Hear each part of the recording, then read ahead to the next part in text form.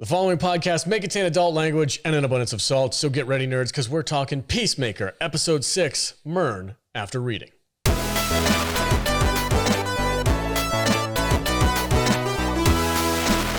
Welcome, everybody, and thank you so much for joining us on today's episode. We're reviewing Peacemaker, Episode 6, Murn After Reading. I am joined, as always, by my fantastic panel of nerds. Matt Vader's here. It's happening. What's up, dude? It's happening. It's happening? The dance is going viral. I sent you that TikTok. It's on Instagram. Yeah. It's on TikTok. I sent you the TikTok. People are doing the dance. Yep. You guys were the first ones. First episode. Episode 1, we talked about, you guys, we need to do a TikTok of the Peacemaker dance. I was like, I ain't doing it. I ain't doing it. There's one thing I've learned about us is that we talk about doing stuff. Yes, we do. We talk a big game. Yeah. Nobody wants to see me do the. Nobody wants to to talk about dance. Viking Cop for 2 years. Anybody written anything about it? He's probably got a whole script up there we don't even know. I'm wondering. Yeah, I'm curious. He's casting it right now. He got that. He got the go ahead from Jan Iver. Like, Yeah, go let's for it, bro. Yeah. Judas here. Welcome. Hello. How are you? I'm good. How are you? Good, good. And Matthew Kanish. Welcome, sir. Thank you. So I think that we're gearing up for the penultimate episode. Oh, drink. Listen, I'm drinking hard alcohol today, so you cannot. What, say penultimate? God, Oh, that is freaking not smooth. I mean, like, we are right before the penultimate episode. Jesus Christ. damn son it. of a bitch. He wants me to screw up my outro. We're literally drinking whiskey. This is straight like out of a bottle. Cowboy whiskey. It though. is. This Yeah, is, that's what makes it good, bro. put your fucking hair in your chest. All right, before we get into this episode, oh my God. Before we get into this episode, we're going to take a quick break. We'll be right back. Stay tuned. Welcome back, everybody. Hey, if you want to support the podcast, go to saltynerdclub.com. There you are going to get exclusive access to 4 podcasts every single month. This month of February, we are doing Buffy the Vampire Slayer in honor of our hostess, Jude. And next month, we're going to be doing Eureka. Before that, we did Doctor Who, and then we did Foundation. We have a ton of content in our library and also coming up in the future, along with special guest spots like David Hewlett is on the list as well. He's a super awesome guy, friend of the podcast. He comes on once in a while and chats with us about science fiction stuff. So head over to saltynerdclub.com and help support the podcast. Get some freaking awesome content in return. All right, episode 6, Murn After Reading. Kadish, take it away. What is this all about? We pick up where the previous episode left off with Leota running from Murn, who it turns out is infected by a butterfly. Though Murn knocks Leota down, he tells her he's not going to hurt her. Then Harcourt shows up, and Leota tells her Murn is a butterfly, and Harcourt is all like, duh, we already all figured this out.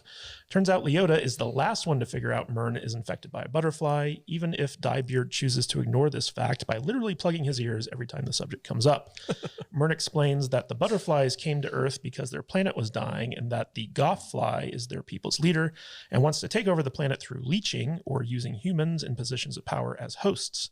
In order to stop her, FYI, Goff is a girl because she has an alien vagina, Murnfly took over the worst person he could find so that he wouldn't be killing a good person once he orifaced him. Murn reveals that now that Project Butterfly has attacked the bottling company, the butterflies are going to move the cow, which is an animal that produces the amber fluid that the butterflies use as their food source. Now they need to track down the cow before it can be hidden somewhere where they won't be able to find it. I love that we've turned orifice into a verb. Yeah. Is anybody else super stoked that we figured out the whole butterfly thing?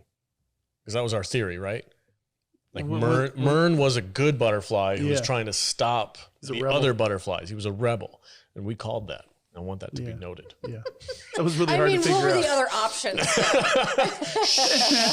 Well, he's either with us or he's not. Yeah. So like some kind of underground plot. I don't know, but I was not surprised by how they opened this episode. I was surprised that everybody else on the team knew.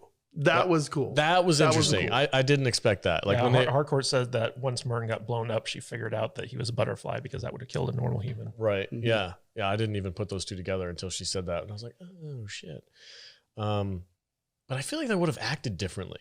You think the characters would have acted differently in previous episodes, knowing that Murn was a butterfly, or are they just like? Well, I mean, don't they get all of the memories of the person whose body they have devoured? So I guess it's not that hard. Do they? Yeah, that's what she said. Yeah, like the one who took over Murn is constantly haunted by all the terrible stuff he did. Like he's like in torture because he took over like the worst person he could find. And the one who took over the cop was like, "Oh, she liked you." Like she Yeah. remembered. Yeah. Okay, all right. But anyway, all right, go ahead, Kate. Spoilers, my God. Take it away. All right. The next day, Peacemaker is at a show and tell at an elementary school where he's talking about being a superhero and his epic fights with Kite Man. Turns out his old pot-smoking janitor buddy from the hospital asked him to show up so his daughter could one-up the other kids in class. And after talking with some of the kids and finding out what could be his illegitimate daughter, Peacemaker pieces out. This is the best part. Did you really? I thought it was so funny. I was kind of like, oh, when is this going to be over? I didn't care for it at all. I just love that girl. She's like, I think you might be my dad. And he's just like, okay. Next question. I love how he just like talks shit to all the kids. Oh, he makes fun of them. Oh, what God. are the names that he uses? I don't remember. It's like, hey, Tubby, go ahead. It's just like They're all very racist and stereotypical. Yeah. I mean, it's classic, straight James Gunn stuff. It was funny. But it was also funny hearing him talk about his like fights with Kite Man. Yeah. Kite Man. Is that a real thing? It's got to be a real DC Because here's- supervillain. Yeah, I don't think. Do you guys remember the telephone pole wire commercials when we were kids? When you were kids? When I guess you probably wouldn't. So there used to be this commercial on TV. It's about what do you do when you see power lines on the ground? And they go, and there's all these little kids around this freaking electric line. They go, you call the Kite Man, right? So Kite Man shows up and he tells the kids how to be cool around open electric lines. No shit. Yeah. And it ends with this one little girl. She goes, so and what do you do? She goes, I like frogs. What about frogs? I like frogs. Or something like that. It's wild. It's the dumbest thing. So Kite Man is a supervillain appearing in the comic books published by DC Comics. He is commonly depicted as an adversary of Batman who uses kite-based weapons to commit crimes. His name is a homage to Peanuts protagonist Charlie Brown. Oh my God. No. Comic books are so That's dumb hilarious. sometimes. So stupid. I love it. Oh man. I also like when the kid just like, well, wouldn't gravity have defeated? Right. Yeah. And he's like, no. Next question. He's so insecure. All right. So elsewhere, Peacemaker's dad, Auggie Smith, is finally being released from prison after Detective Song got an arrest warrant from her uncle, Judge Judy, to arrest Peacemaker instead of his father based on their evidence, something Captain Locke is not very happy about. Outside, Auggie is picked up by one of his white supremacist minions, and when asked what his next move is, Auggie declares that he plans to kill his son. Something he should have done years ago. And get a blowjob. Yeah. Yeah, he needs a blowjob first. He's a blowjob first. Because he didn't get them in prison, I guess. That's right. Well, why would he? Well, I don't know, man. It's got a lot of minions. There's got a lot of minions in there. Yeah. I don't know. I was going to say something about this, but the quip back and forth between him and the cop. That was the best part of this Just little moment. the Lucy stuff. Yeah, it was like, I don't remember that what he was last calls her. episode. He calls her something. And, No, he didn't call her anything. He was like, or as they say in your language, Ching chong, chickadee chopsticks. oh, that's right. Yeah. She calls him something though. but then her partner ruins it. Yeah. He's like, see ya, wouldn't want to be ya. Yeah. She's like, dude. You just bro. ruined it. Yeah. You took it too far. I got it really good, and you just ruined it. Yeah. I burned him, and now you made us look stupid. Yeah. I hate it when that happens. That is the worst. We do it all the time on this show. Oh, that's literally all we do. I know. Take our jokes too Take far. our jokes too far. Talking about penultimate episodes. God Thank you. dang it, dude. God, that stuff is rough. All right. I'm never buying you another bottle again. It's harsh, dude. Did you see the picture of the one I sent you before? Was it good. Renegade or I something? thought you were going to bring it in. No, it wasn't mine. I was at dinner with somebody. Okay. Anyway, what happens next, Katie? All right, back at Peacemaker's trailer, he's feeding the Goff fly when Vigilante shows up. While this is happening, Detective Song is preparing the police to go and arrest Peacemaker as the Project Butterfly members are trying to figure out where the cow is stashed. Back at the Peace trailer, Goff is trying to communicate with Peacemaker and Vigilante, so the two men start trying to interrogate the alien. As this is going on, Locke alerts Murn about Song's plans to arrest Peacemaker, and Murn calls Peacemaker to warn him. As the cops show up, Vigilante straps Goffly's jar to himself with duct tape as he, Peacemaker, and Eagly escape through the skylight in the trailer, narrowly avoiding being spotted by the cops as they burst in. Vigilante's so stupid. He really is. What's your favorite color? He doesn't understand yes or no questions. Yes or no questions. Yeah, but it's really important that we know what kind of. What if we start with teal and we work our way through? Why would it be teal? Why the fuck would you start with teal? Do you guys remember when everything at the store was teal? I thought he started with teal because his uniform is like a blue teal. No, color. there was like this weird phase in America where you'd go to the mall and buy clothes and everything was teal. Teal was major. It was called the 80s. No, it was No. after the 80s. Was it the like 90s? it was in the 90s. Really? Yeah. It started in the 80s though, didn't it? No, this was your generation. It wasn't mine. Don't blame me for this shit. Teal. Teal. I got a question about this cow thing. Oh, I hope it's grotesque. It's not a literal cow, right? Or is it going to be a literal cow? It's going to be an animal. Like or is an it going alien. to be, or is it going to be like some like gnarly giant starfish thing that they have buried Oh underground? my God. Can it be like a starfish cow? Like a giant fucking cow? Or some like Cthulhu tentacle Yes. thing with I wanted to- squirting oozy fluid out of Yes. all its orifices. And Yes. Yes. I want it to be the most grotesque thing we've ever seen on TV. I kind of do too. I hope James Gunn goes that far. I want it to be an actual cow, but its udders are like Medusa. I hope it's freaking underground and huge and just. I want it to look like the mother brain alien from Starship Troopers. Oh yeah, yeah. That's what I want it to look like. Just like a big blob of shit. With a vagina mouth. Yes, indeed. I'm with you. Anyway, so Vigilante, when the cops are coming, they're trying to escape. He throws Eagly. He throws Eagly out the window, right? He like tosses him. pushes him up. He says, "Sorry, buddy," and he like grabs him and kind of like thrusts him up through the sunroof. Because the trailer has a sunroof. But I mean, Eagly has wings. It's fine. I thought I'm like, why didn't he just fly out? I don't know why the conversation between him and Eagly, like, I'm sorry, buddy, I know you don't like this or something. I'm like, why is he saying Well, that? he's handling him a little rough. Yeah, it was a little rough. Oh, is that it? That's I what it is. I don't think he had enough room to like be able to take off out the hole. Peacemaker also has a funny bit here where he's like, I think I'm insecure in my masculinity, which is why I like dangerous pets. Yeah, that was great. Oh, they made like a Tiger King reference too, didn't they? Yeah. Like one of those knuckle dicks in Georgia with a tiger on a leash. Yeah, that was definitely a Tiger King. Yeah. reference. Yeah, absolutely. Tiger King reference. He's never going to financially recover from this. No. That bitch, Carol Baskin. Did you guys? There's a new show coming on Prime, I think, where they're advertising it as the next Tiger King. It's about some murder to do with Bigfoot or some shit in Northern California. Come on. I'm not lying. You've got me. I'm in. Is it the Foot King? It's something. I'll show it to you guys later. Yeah, I'm please. not even joking. I'm gonna need to check that out. Yeah. for sure.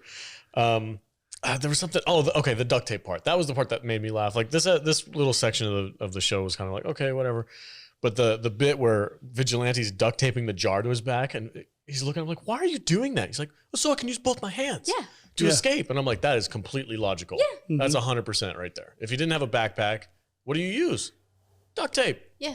I got it. Duct tape fixes everything. Vigilante's not a dumbass. But it was also funny because first of all, he shows up without his mask on, and second of all, he Ubered there.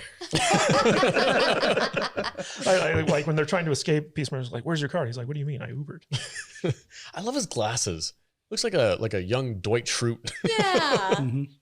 Yeah, adorable. he actually looks like an 80s serial killer.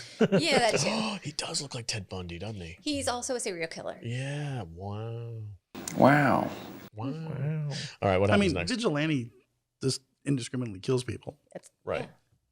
He has no qualms about it. I'm good with that. Yeah, me too. All right. What happens next?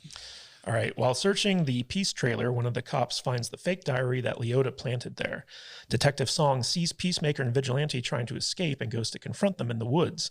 However, Vigilante falls and breaks the jar Goff was being kept in, and Goff orifices Song the first chance she gets. As Peacemaker and Vigilante try to escape, Captain Locke shows up and assists them by killing some of the cops and giving them a car to drive away in. After they escape, Goff finishes her takeover of Detective Song, and it looks like Song has survived and was just injured by Peacemaker. As the Goff Song being and her partner leave, the policeman who found the fake Peacemaker diary delivers it to Captain Locke. I have a question. Can the butterflies not survive unless they orifice somebody? Like, why do they have to do that? It seems 'Cause to they're me. more It's a way to blend in with the planet. Yeah. Yeah, but like, if you were just a butterfly in a tree, you'd be really hard to find. But once you get into a human body, you're kind of an easier target. Well, they're to trying to shoot. take over. aren't they? Well, yeah. By the time we get to the end, that'll explain itself. Yeah. Murn kind of outlined that it's a method where it's called leeching. And so like once they enter the body of an influential human, they can use that human's power within the society to basically advance their goals. Right. They're not trying to take over the janitor. They're trying to take over the police chief and like the mayor and people like that. Was I the only one that was like really a little uncomfortable With what? when the police chief just murdered those cops? Ooh, Oh yeah, was tough. That was kind of dark. That was right? real dark. Yeah, he even kind of freaked out Peacemaker, where he's like, Yeah. that guy was unconscious and he shot him. Yeah, I thought it was a little over the top for me. You think so? Yeah, But Locke is, like he's one of those Murn type mercenaries who just like he has no qualms about killing. In fact, like the in credit scene on this episode was him trying to fake being sad about it, and he was just failing miserably. Is he not a butterfly? Well, not at this point. Oh, I thought Locke was a butterfly. No, he's not. Because remember when the butterflies were coming in, he like shut and locked the door. Oh, that's right. Yeah. Okay. I thought maybe he was like with Murn already butterflied and he was trying to prevent them from. I think he's just like a He's just a bad, psychopath. yeah, He's just an asshole. He's a bad guy in a good guy uniform. Wow. just for the first time in this entire series, that was like the one time that I've thought Maybe not show that in maybe full free. Yeah. maybe a little went too far, but I don't know that it went too far, but you're right. It was definitely dark. I'm on board with Eagly now. Oh, I Eagly's love awesome. Eagly. Like I was kind of like, oh my god, this stupid freaking CGI pet thing, right? Yeah, I thought it was kind of dumb, but then like he kicked ass in this Oh yeah, episode. he fucked some people up. Oh, yeah. Oh yeah, he poked out some eyeballs. He poked out some eyeballs, ripped some people's faces off. I was Eagly like, oh. can fight. Yeah, it was cool. It was like the most useful he's been so far, which was made him more than just like comedic relief to me, which I was all right. Oh, I'm like, all right, Yeah, all right, Eagly, I see You you. down for an eagle hug now? Yeah. I'm like, I'm on Those board. shots where he just swoops down and like rams like people. Yeah. I mean, eagles are big ass not bird, small. dude. Yeah. They'll fuck you up. And they got the talons. Yeah. What did Vigilante call them? They got the feet. They're called talons. All right, what happens next? All right, back at Project Butterfly HQ, Peacemaker reveals Goff is still alive and has escaped, and that he kept Goff because he didn't trust Murn. Just then, Diebeer finds the location of the cow. Meanwhile, Goff's song uses the computer at the police station to signal to all the butterflies to come and meet her. She also notes how every body is different, and butterflies have to learn how to smile all over again with new hosts. Goff's song then meets with the full force of the butterflies and leads them back to the police station, where the butterflies begin orifacing everyone, cops and criminals alike. This was the best scene in the show. Oh, yeah. this It was pretty good. It was like a montage, wasn't it? Set to music too, wasn't it? Yeah, it's a song called Monster, which was like really a great musical selection. Like this show, the music, the soundtrack to this show is like top notch. It's amazing. I listened to it at work this week. Yeah, I downloaded it on my Spotify. Yeah. I'm like, this is a great playlist. It's dope. Yeah. It's a get you amped moving Yeah, around. James Gunn actually has an official playlist, and after every episode, he updates it to reflect like the music that's used in the show. That's cool. Yeah. I think as far as like musical choices for his content, James Gunn is right up there with like Quentin Tarantino. Oh yeah, for me. he's always good. Yeah. So, It's all his just movies. offbeat and like Quirky. not mainstream enough to be, oh, I've never heard this before. This is pretty freaking cool. Well, this show in particular, it's all like 80s glam rock for the most part. And it gives it like a really unique kind of like feel. Yeah. It goes along with the vibe, which is weird. I wouldn't expect like 80s glam to go with Peacemaker, but that's what makes it funny. it kind of works. Yeah. Yeah, it does work. Are you starting to understand humor a little bit? Is that what's going on? No, I don't love this show. I don't love this show. It's not. Okay, I'll put it this way. I was going to wait until the end, but it's not something I forgot about this show this week. I had to watch it last night at like 1 a.m. because I was like, oh shit, I forgot to watch Peacemaker. It's not something I look forward to. I could stop watching it and be like, whatever. I think we're almost over. But yeah, it is. But This is the penultimate episode. No, this is the next episode, the penultimate episode. Gotta wait till next week. We gotta go like wine coolers or something. something a little less hairy than this. It'll make you some Peace Masters. I will say this, like this is the first time that we've ever seen orifacing happen. And, It's like when the cops are just getting like orificed left and right, like it was pretty gruesome. And then they just like start squirting blood. Well, yeah. And then they seize. See, and then they're like, Oh, hello. This Here's is my the- new creepy smile. Yeah, this is the thing that I thought when they said, "Oh, the butterflies take over." I kind of had this like symbiotic idea in my head, like kind of like the things from Stargate, where like they work together, but one has more control over the other. No, Nope. you are a shell, Yep. and they are just like in your No, brain. you're dead, and Yeah. they're just controlling. They're Yeah, they puppet literally masters. they burrow into your head and like I guess destroy your brain to the point where it just kind of fumbles out of your mouth, and then they just go in there and they just take over. That's so creepy. Yeah, but yeah, it's I'm kind with, of cool though. I'm with. Oh, it was very cool, but I'm with Kadish though. It was way more horrific than I expected it to be. I was like, oh shit, no, those people are not alive anymore. No, They're they're, gone. they're butterfly zombies. Yeah, Yeah, it was pretty dark. And I also like the fact that they're like really upping the stakes here because, you know, basically not only does the entire police force get taken over by the butterflies led by Goff, who's kind of like the big bad of the season, but the criminals, like all of the White Dragon's minions who were like in that prison were also taken over. And so like they're setting up this like army of like super enhanced alien people that Peacemaker is going to have to fight later on. what happens next, Katie? All right. So after the police get taken over by butterflies, they follow Goff's song to hunt down Murn and his crew, all of them learning how to smile in the creepiest way possible. While the police are getting orifaced, Auggie is back home with his white supremacist crew, and they are helping him suit up into the white dragon armor and preparing for hunting down and killing Peacemaker. So early on in this show, I expected Peacemaker to have to go up against the big bad, which was going to be his dad. That didn't happen. He has to go up against the butterflies are actually the big bad, and this white dragon character is like a side plot. Yeah, So I'm curious what he's going to have to do in the last 2 episodes. Like, maybe we'll get him in season 2. are they going to team up? Is he going to team up with a white supremacist? That's what I'm anticipating. I don't know how that can work. Yeah. I'm not rooting for him. Well, the trailer for the next episode basically showed that, you know, Auggie Smith, the white dragon, attacks Peacemaker. And so, like, they're going to have a confrontation the next Yeah. episode for sure. Okay. Yeah, maybe he gets orifaced by a good butterfly. Well, I mean, he's armored up. So, like, you know. Yeah, it's completely get it. covered. Which I will say that freaking armor looks crazy cool. Like cooler than Peacemaker's armor. The freaking red eyes. I was like, oh shit, that thing's freaking. But remember that Vigilante pointed out that the armor has some flaws to it. Did he? Oh, he did. Yeah. What did he say? And Remind me. at the like at the joints, it has weak spots. Oh, Oh, a little okay. foreshadowing there. Yeah. You Set should up. you should really like that, man. Set up and pay off. Set up a James Gunn, man, he knows his stuff.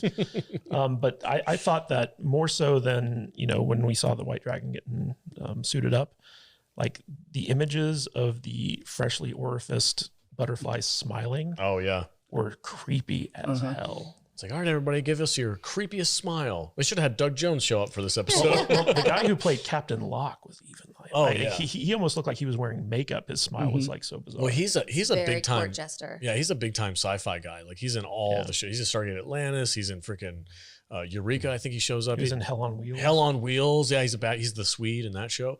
He's everywhere. Yeah, that's a very, very famous actor, especially for like TV shows like this. And he's damn good at looking creepy. All right, what happens next? All right. Back at Project Butterfly HQ, Harcourt engraves Peacemaker's weapons with the Dove of Peace, but Peacemaker says he doesn't want to kill people anymore. Harcourt supports that decision, but says they may need him to kill aliens, which Peacemaker is totally fine with. Peacemaker then goes and plays a sweet rendition of Motley Crue's Home Sweet Home on the piano before he's interrupted by Vigilante, who calls his attention to a press conference being put on by Butterfly-controlled police departments. They use Peacemaker's fake diary to make all reports of an alien invasion sound made up and make Peacemaker public enemy number 1, with every law enforcement organization's goal from here on out being stop Peacemaker by any means necessary. Dun dun dun. I want to know if Cena actually played that piano. did. He did? Did you look that up? Wow. Cool. I'm on my way. I know. I started singing along with it. It's such Call me a dreamer. You can't not sing along to yeah. that song. Right. I didn't sing along to it. Well, that's because you probably don't know it. Probably don't know You're it. probably a butterfly. Let me Creepy see your smile. That's good. Alex is like, if it didn't come out in the 90s, I don't know it. I'm sorry. I'm a product of my time. It's like my 90s music all sounds the same. It does. It does. I'm a fan of 70s rock and roll. I skip the 80s. I'm not a fan of 80s stuff, but 70s rock and roll. When did that song come out? 80s. Okay. Oh yeah. All right. But it's such an iconic Yeah. like song. Like, Well, it was late 80s. I'll have to look it up. So there was a part before that where he told Hardcore, he was like, I don't want to kill people anymore. he's not going to kill people, but he's cool with killing aliens still. Yeah, that was really like, why are we going that direction with this character? Because he made fun of Batman 2 episodes ago. He had that wonderful rant about how dumb Batman is for not killing his villains, because he then in turn causes the murder of innocent people because he was too candy ass to kill his villains. If you remember in the Suicide Squad, he's like, I'll kill any number of men, women, and children for peace, you know, and like, I think that he's moving beyond that, where he's okay with killing bad guys still, but when it comes to just like killing anyone, like he's struggling with it. Okay. As you should. That's dark stuff. You don't just kill indiscriminately. Indiscriminately, yeah. Drink some more whiskey. I'm trying. No, I was worried that they were like gonna like neuter this character. It's rough stuff, isn't it? I was worried that they're gonna like neuter this character. I'm like, he's Peacemaker. I watched this show so I can see him do badass things and like blow people away, like he did when he did the raid on that facility and he like blew all the freaking butterflies away. That was my favorite episode so far because he actually did. Yeah, and what he's got no supposed to problem do. killing aliens. Yeah, I'm like, I don't want them to take that away from him. Like, I still want him to be able to go out and get the job done. I think it'll be okay. I feel bad about doing this now. Like, I don't want to hear that every time. Well, it's also kind of cool to see Harcourt, you know, putting the Dove of Peace on his weapons. Yeah. But he was like, yeah, you put it on facing the wrong way. But thank you. It's really nice. Yeah, he checked himself. And like, they're all like, you got a diary? And he's like, no. I have a notebook. I've only used it like once. Yeah, and Leota, like once she saw that press conference, she was like, "Oh my God, what have I done?" Yeah. And it makes you wonder, like, how is Waller playing into this, because she's the one who wanted her to plant that notebook. I think Waller's a butterfly. Waller's a butterfly? I don't know if they do that to her. I think so. Why else would she be working with the alien invasion? Is she though? Because Waller always has like an ulterior motive. Yeah. She's always playing 4D chess. Like the stuff that she does is so far ahead of everyone else. And also, I think that we got to remember that this assignment for the Project Butterfly people like Diebeard and Harcourt and stuff like that was meant to be a punishment for what they did at the end of Suicide Squad. So like this might be like a weird way of enacting revenge or making them prove themselves or something like that. So you think she doesn't take the butterfly invasion seriously, and she's just like, this is nonsense? I don't know, but like I feel like there's a different level that Waller is operating at with this, especially like there was a reason why she decided to put her own daughter on this task force. And I believe that probably within the last episode, it's going to be revealed what her motivations were with this thing. Well, Waller's the cow. Just milking her amber fluid. What's the matter, dude? Sounds right. It's just Amanda Waller with like breast pumps stuck to her. Love that. She unbuttons her shirt and she's got like 9 tits. Right? Yeah. She morphs into this slag thing.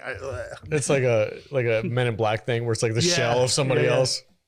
Oh, that is such an iconic, like, gross freaking part of that movie. Is this better? Like, Let me sugar in water. More. God, that movie. I haven't seen that movie in a long time. We need to do an alien invasion movie. Can do a Men in Black week. We could. Oh, there's 3 of them, huh? All right, There's actually technically 4. Yeah, we don't talk about this. All right, what happens next? Is there anything left, or is that the end of the episode? That is the end of the episode. Cool. Like I said, this is by no means my favorite show that I'm watching right now. I think as far as like comic book stuff goes, it's okay. It's not something I look forward to every week. I honestly forgot we were doing it this week. I was like, oh shit, I had to watch What day does this come out? It comes out on Thursdays. That's why I'm always screwed up, because I try to watch it on Wednesdays. It's like, damn it, then I forget. Yeah. And then it's No, just we have Book of Boba Fett on Wednesdays. Yeah, We have Peacemaker on Thursdays. And then on Fridays, we have something else that comes out that we watch. I'm not into this show as much as you guys. It's fun to kind of like laugh about a little bit, but it's not something that I'm like, oh, I can't wait to see the next episode. No, I'm with you. I get it. I'm just like, it's okay. Dude, I love this show. I know you do. Like I really look forward to it every week. It's good. I know it's very popular. There's a lot of people out there who freaking love this show. I've seen some people on TikTok who are like, Peacemaker is the best thing on TV right now. And I'm like, They say that while they're doing the dance. yeah, well, yeah. It's going freaking viral on TikTok and it's pissing me off, man. Do we need to film it? No. Do we need to do it here in a little while? I'm the only one who's allowed to do it. Why? Well, I'm if just- Diebeard can do it, I can do it. I'm just joking, dude. I think the beauty of that dance is that anyone can do it. Yeah. It's a very low impact dance. It's like Low impact. Oh, my bursitis is I can't do the Peacemaker dance. Anyway, final thoughts on this episode, V. What'd you think? I think this was my least favorite. I felt a little weird with them killing all the cops. I know they're shit bags and they're not supposed to be good characters and everything. I just thought it went a little dark. It went a little dark for me, and I don't know. But I still like the show. It just had a weird part in there, and I'm still loving the humor. Okay. Still loving the music. I like the whole concept of the butterflies orifacing things, and We need to see making one zombie people. orifice in it. What if White Dragon and gets orifice up the butt? Oh, it could happen. That would be pretty funny. The weak point is the joints. That would be pretty funny. But yeah, no, I'm There's still a in. joint right in the ass Right, of yes. his uniform. Well, you got to be able to walk, right? There's got to Yeah. be like a spot right there where there's no armor. I'm not gonna cry when this series is over, but I'm still enjoying it. Okay. So yeah. All right. Fair enough. Jude, final thoughts on this episode? I have the best time while I'm watching it, and then sometime between then and talking about it, I kind of forget what happens. But I am still into it. I'm really liking it. I love the soundtrack. Yeah, I'm on board. I Okay. like it. Kadish? So I really enjoyed this episode. And one of the reasons that I enjoyed it is because if you look at this series, it's an 8-episode series from like a meta point of view in terms of storytelling. It's hitting the escalating action note, which, James Gunn as a skilled writer, is perfectly setting it up. So you have the alien invasion group, taking over the police and the criminals. And so they're gunning for Peacemaker, but then you also have the white supremacists gunning for Peacemaker. And so and then, they turn the entire United States law enforcement thing against the Peacemaker. So basically, they have piled as many obstacles in front of Peacemaker as possible. And he's now got to kind of fight through all these obstacles in order to save the planet from an alien invasion. Peacemaker versus the world. Yes, pretty much. And also they set up in the next episode, Judo Master returns, he's not dead. And I love Where Judo is he? Master. So I don't know, but I love the guy and I'm excited to see him. And maybe he will explain why the butterflies aren't what we think they are. There might be another twist coming. And and the fact that the Goff fly tried to communicate with Peacemaker, she was trying to tell him something, leads me to believe that there could be more to this than meets the eye. She was like, my favorite color is teal. Well, they have teal wings. Why not? But I just felt like this episode set up everything so perfectly going into the penultimate episode. Jesus. Cheers. Yeah. So the next episode is going to be leading right into the finale. And it looks like we're going to be seeing a showdown between the White Dragon and Peacemaker, which should be really interesting. And I'm really excited about these final couple episodes because I feel like this show actually built towards something. And it's very rare that happens anymore in TV. So yeah, I'm still digging it. I like the detective duo characters. I found them kind of funny. Song and Fitzgibbon. Yeah, and then to have them just be completely destroyed in this episode and be taken over by butterflies, I'm like, oh man, all that work, sad. all that character development we had between them is just gone. Yeah, and there's that moment between Song after she's been taken over and Fitzgibbons where she's like, she really did have some affection for you. Enjoy these moments while you can. Mhm. And then Creepily smiles at him. yeah. And she just kind of mentions smiling is different for every host. Very hard. All right, guys, that's it for episode 6 of Peacemaker. Stay tuned. Next week, we're going to be covering episode 7. Gosh, this whiskey's really hitting me. All right, everybody. Ultimate episode. Woof. Howdy. How you doing?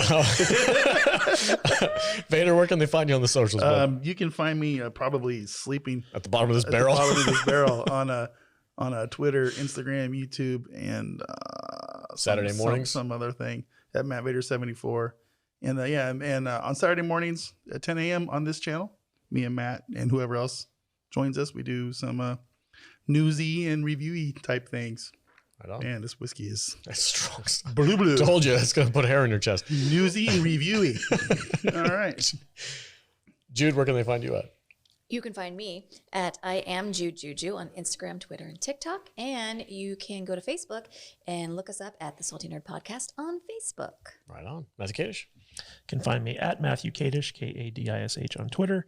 KadishBooks.com takes you to my Amazon page where you can check out my novels. And also, please go to saltynerd.com/rate and leave us a 5-star rating on Apple iTunes or Apple Podcasts. We're trying to get up to 200 5-star ratings so that we can be accredited on Rotten Tomatoes as actual movie reviewers. So we'd appreciate your help. If you know anyone with an iPhone, just grab it, go on over there and leave us a rating. Yeah, you make an excellent point. We're trying to get 200 of these ratings, and we currently at this time have about 70. So if you're listening to this just on the audio on Apple podcast, just please scroll down, hit that 5-star so that we can get accredited, so that people take us seriously. Yeah, do it. Just grab your wife's phone, put it in her face so it ID scans her, and just go do it. That's what I did to my wife. Yeah. Go, oh, you're reviewing our show. And your mother-in-law's, your daughters. Fake reviews. Just get it done. It won't be that hard. You It don't takes have to 30 write seconds. anything. Just hit the 5 stars. Yeah. All right, guys, you guys can find me on our Discord app. Go to saltynerd.discord.com. And on Monday nights, I do a live stream at 9 p.m. Pacific time, midnight on the Eastern Coast. So if you guys are a night owl on the East Coast or anywhere else in the world, really, head over to Salty Nerd YouTube channel and check out our live stream. We had a great episode on last Monday night with Dr. Thomas Target. I'm sorry, this whiskey's really hitting me. Dr. Thomas Target. He is Target. I'm trying to enunciate. He is a astrophysicist, and he's a great, really awesome guy, a nerd, just like the rest of us. And he broke down the movie Don't Look Up. We had a ton of fun last night checking it out. So head over to the YouTube channel and find that episode if you like the science version, the sciencey side of pop culture and science fiction. So, and every single week we all do live streams. Kadish has his bad writing week on Thursdays. Saturdays is Vader's night, and Monday nights are my night. And me. And Jude, you're going to be doing something new coming up soon. I'm going to be doing a trivia, a live stream for our patrons. So if you're not a member of Patreon, go on over to Salty Nerd Podcast and join the Patreon. Yep. And so we're going to be doing a trivia night live on Zoom once a month. Our first one is going to be March 9th. So, yeah. So if you're into trivia, especially, is it going to be Buffy the Vampire Slayer centric? The first one is going to be Buffy, based on the four episodes of Buffy that we talked about for Patreon. We're going to be doing a trivia based on those. All right, cool. All right, everybody. Thank you guys so much for watching this episode. And as always, stay salty, my friends.